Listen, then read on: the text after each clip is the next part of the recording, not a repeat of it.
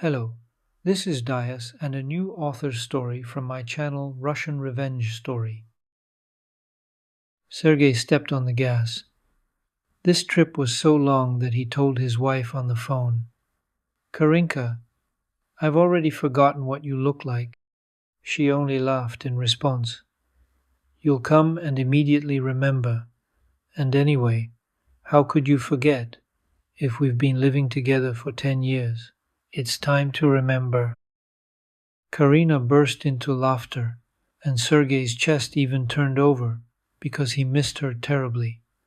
Well, at least this time I'll stay home a little longer. The car is being repaired. That's good. I missed her too. Sergey was supposed to be back in a week, but somehow a passing load turned up. Then a friend with a load got stuck on the highway. They unloaded his load to Sergey, and he rushed to the ends of the earth, because the deadline was looming, and the penalty was such that they would go without a salary for 2 months. There they asked to wait 3 days, and again they found a very profitable loading, and again not in the direction of the house. Sergey loved the road, and here he was so lucky. They will finally be able to do the repairs that Karina had been talking about more and more often lately. They had been married for 10 years, but their feelings had not faded at all, although 2 years ago their family almost broke up. Just one fine day Sergey received a summons for divorce. He thought that this was some kind of mistake, and went to share his indignation with Karina, but she lowered her eyes. I was the one who filed for divorce. Sergey dropped the paper from his hands. How are you? Why? I don't understand anything. And Karina started crying.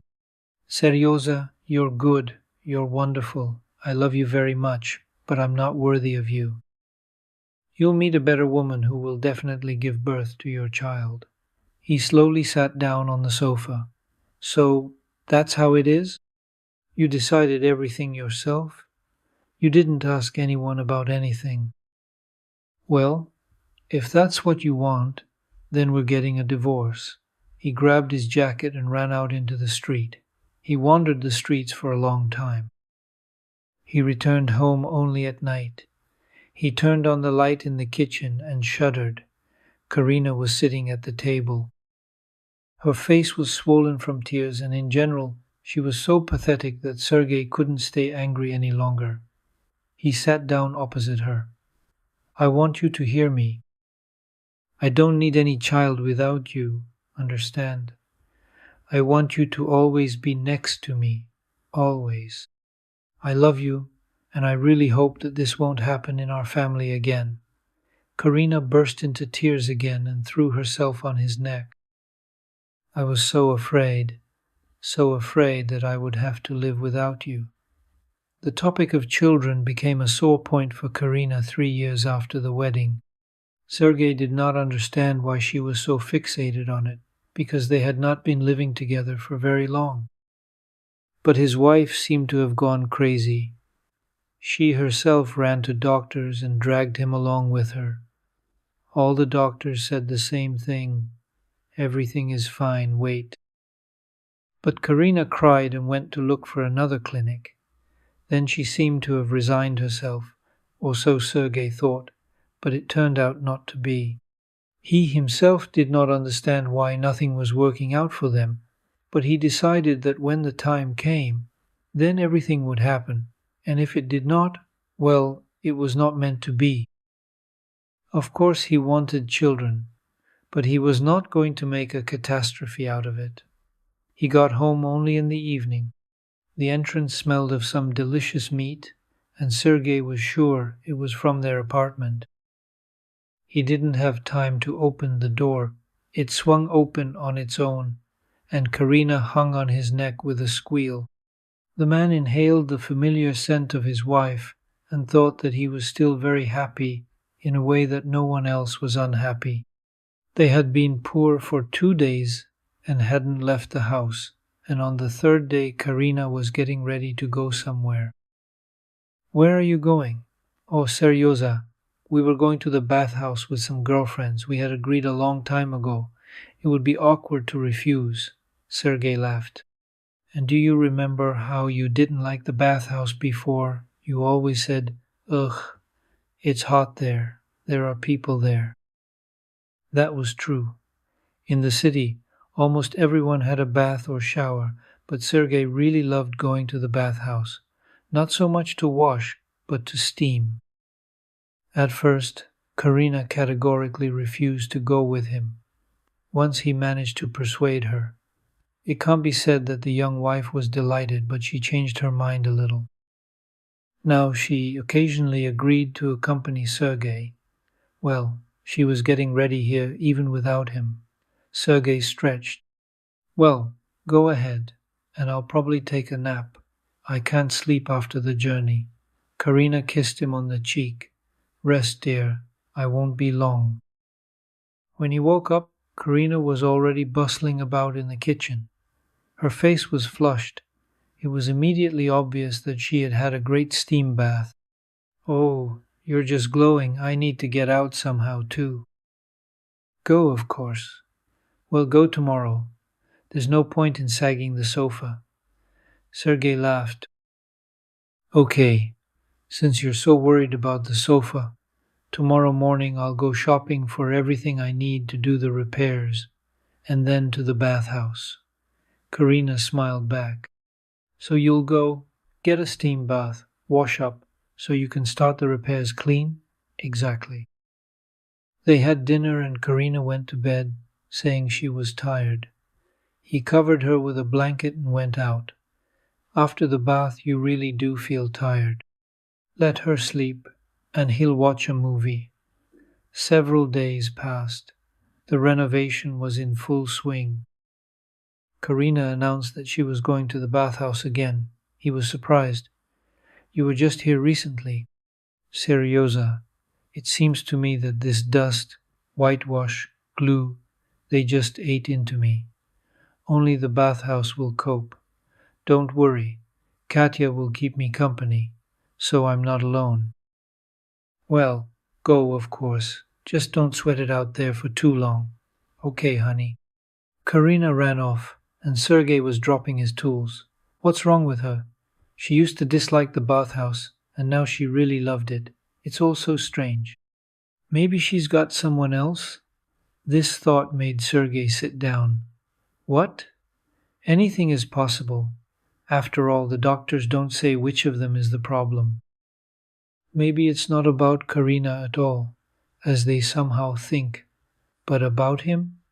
Then it's quite natural that Karina would try to get pregnant by someone else. Sergey even found it hard to breathe. How could that be? He shook his head. No, this is some kind of nonsense. It can't be. The man stood up. It's very simple. Now he'll go to the bathhouse too.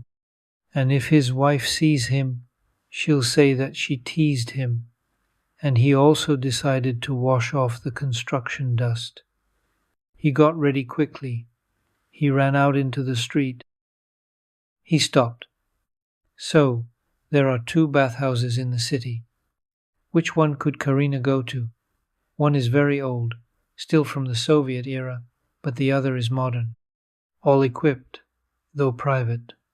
Well, the difference in money is small, but in the steam rooms it is significant. He resolutely walked down the street.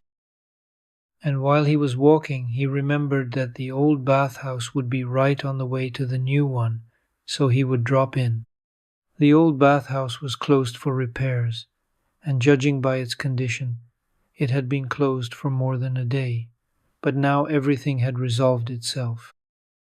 As he thought, Karina was in the new bathhouse. He walked on. It wasn't that far, just 2 crossroads. Seryoza, someone called out to him. He turned around and froze. It was Katya, his wife's friend, who should now be in the bathhouse. Katya! The woman laughed. Why are you so surprised, like you've seen a ghost? No, I just said that. Where are you heading? To the bathhouse? Yes, I decided to try out a new broom. Oh, you're lucky. I haven't been to the bathhouse for ages. A year, for sure. I don't have time for anything. Okay, I'll run. Say hello to Karinka. Okay, I'll tell her.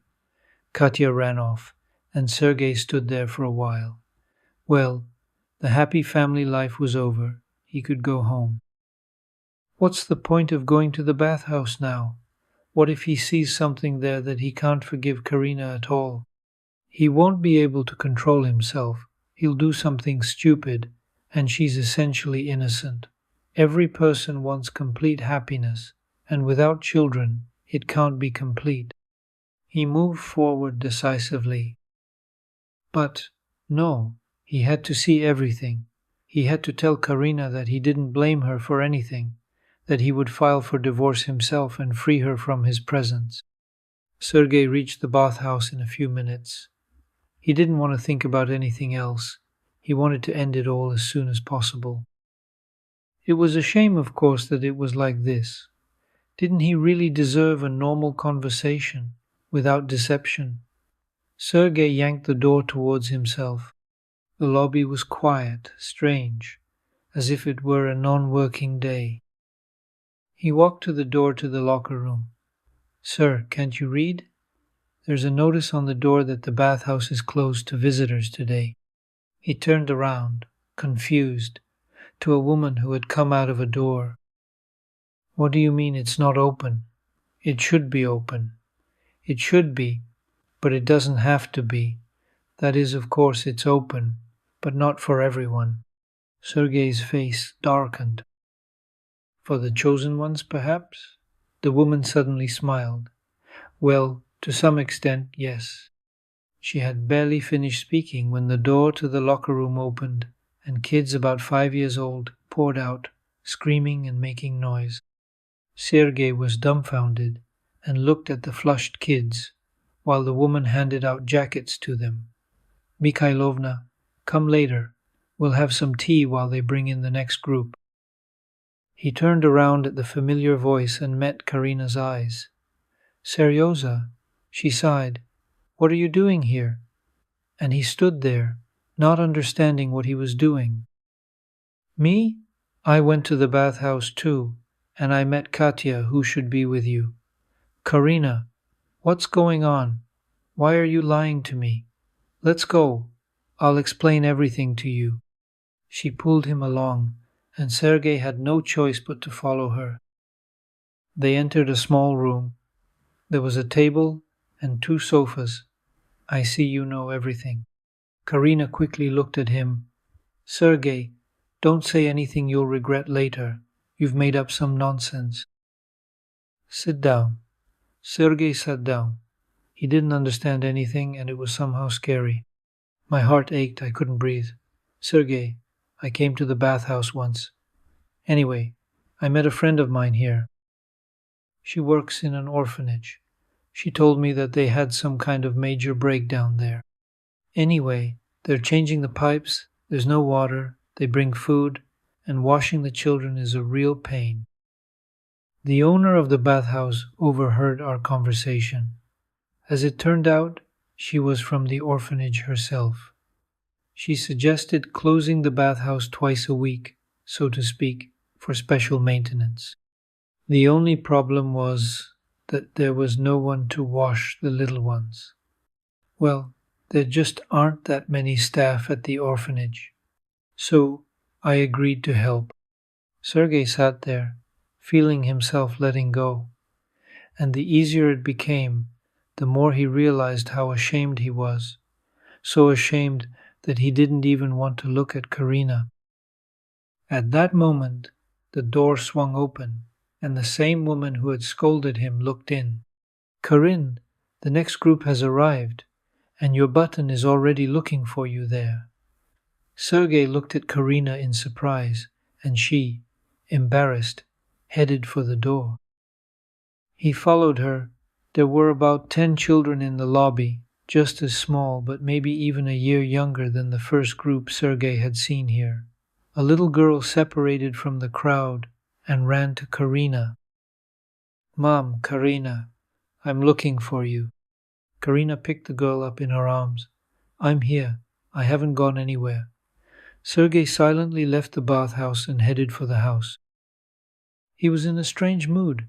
Half an hour ago he was furious, angry at his wife who was cheating on him, and now he was just as angry at himself, only at himself. He probably behaved in such a way that his wife didn't want to talk about any of his affairs, and this little blue-eyed girl hugged Karina as if she really was her mother. Karina came in the evening. Sergey was sitting on the floor and screwing together a shelf. She went into the room and sat down on the sofa. Are you upset with me? He looked at her in surprise. Me? With you? Of course not. I was once again convinced of how much kinder and more sympathetic you are than me. Stop it. You're a man, and men perceive everything differently. Forgive me, Karin. Forgive me for thinking badly of you. His wife smiled. It's my own fault I brought a secret. We're going to have dinner now. At dinner, Sergey asked about that girl. Karina immediately perked up. Can you imagine what kind of child she is? Not a child, but a miracle. Her parents died, and her grandmothers didn't need her. Well, maybe they don't exist. Anyway, the girl is so smart, so affectionate, and doesn't lose heart. Sergey listened with a smile to Nastenka's pranks and funny sayings the whole evening. It seemed that Karina could talk about Nastenka endlessly. When they went to bed, his wife smiled. I've been torturing you with stories about the girl. Why? I was interested in listening, right? He hesitated for a second. I don't know.